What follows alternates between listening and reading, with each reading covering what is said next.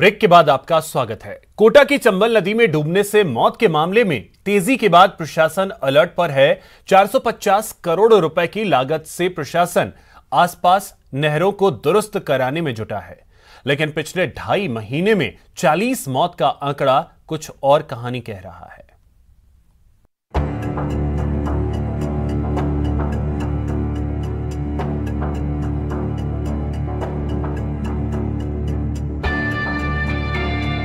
कोटा समेत हाड़ौती की जीवनदायिनी कही जाने वाली चंबल नदी की नहरें अब मौत का पर्याय बनती जा रही हैं। यहां डूबने वालों का आंकड़ा पुलिस और प्रशासन ही नहीं बल्कि आमजन को भी सोचने को मजबूर कर रहा है। कोटा में पिछले 2 दिन में नहरों में डूबने की 4 थाना इलाके में 5 घटनाएं हुई। इन घटनाओं में आधा दर्जन लोगों की दर्दनाक मौत हो गई। के त्यौहार मनाने के बाद में कुछ लोग नहरों में उतरे स्नान करने के लिए। संभवतः कुछ लोगों को हो सकता है तैरना भी नहीं आता हो। इसमें युवाओं में अभी तक इस तरह की अवेयरनेस नहीं है कि चंबल के नहरों में काफ़ी बहाव तेज है। कोटा में नयापुरा पुलिया, चंबल गार्डन, भीतरिया कुंड, किशोर सागर नहर में डूबने की घटनाएं ज्यादा होती हैं तो टूटी फूटी नहरें भी हादसों का एक बड़ा कारण बन रही हैं। बढ़ते हादसों से प्रशासन भी अलर्ट मोड पर है और क्षतिग्रस्त हो चुकी नहरों के निर्माण के लिए 468 करोड़ रुपए के बजट का प्रावधान किया गया है। एक किशनपुरा माइनर पे भी 11 करोड़ रुपए के सुरक्षा काम कराए जा रहे हैं। एक अभी यहाँ महावीर मिशन के पास में भी नहर के किनारे पे उसको ठीक करने का काम है, वो करवाया जा रहा है। और 468 करोड़ रुपए का बजट हमें भी इस बजट घोषणा में मिला है, तो उससे भी विभिन्न तरह के निर्माण कार्य कराए जाए। वहीं लगातार हो रही डूबने की घटनाओं के बाद पुलिस भी सतर्क हुई है और सिटी एसपी ने सभी थाना के एसएचओ को ऐसे मामले में सख्ती दिखाने के निर्देश दिए हैं। लगातार डूबने की घटनाओं में होने वाली मौतों के बाद नहरों की सुरक्षा व्यवस्था पर कई बड़े सवाल खड़े हो रहे हैं। कोटा से न्यूज़ 18 राजस्थान के लिए ओम प्रकाश मारू।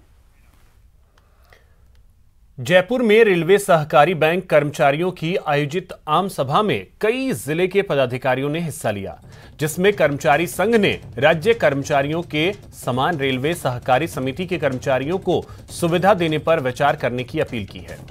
आपको बता दें कि सहकारी कर्मचारी रेलवे सहकारिता में खाली पड़े पदों पर जल्द भर्ती करने और रेलवे सहकारी बैंक कर्मचारियों के लिए भी पुरानी पेंशन योजना का लाभ देने की मांग की है।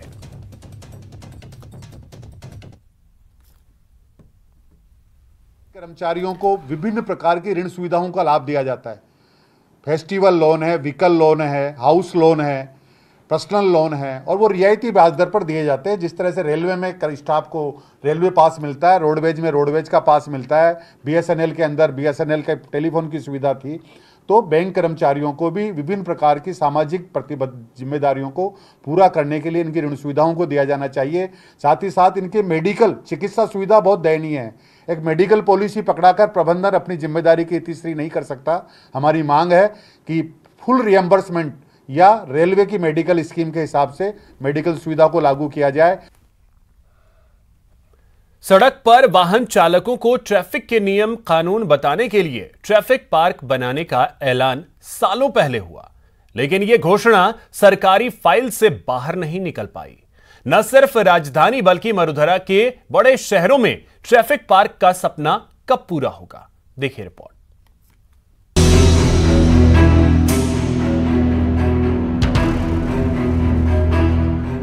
सड़कों पर बेतरतीब सा दौड़ता ट्रैफिक, न सिग्नल की परवाह न इंडिकेटर जलाने की चिंता।